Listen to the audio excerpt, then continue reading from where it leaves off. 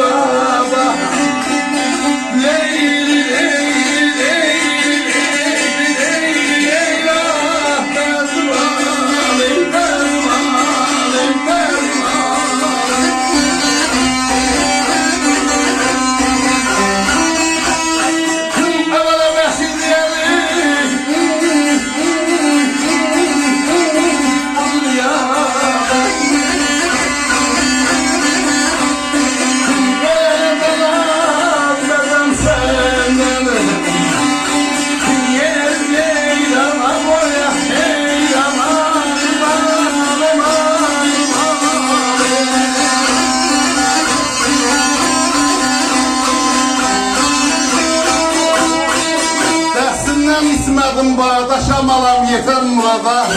Bəşir deyər bax bu dünyada Allah pənah ölənəcəm məclisimizdən uzaq. Bədəm səndən öpürəm. Eşk olsun, gözəl bir alqışlarla məclis durlar.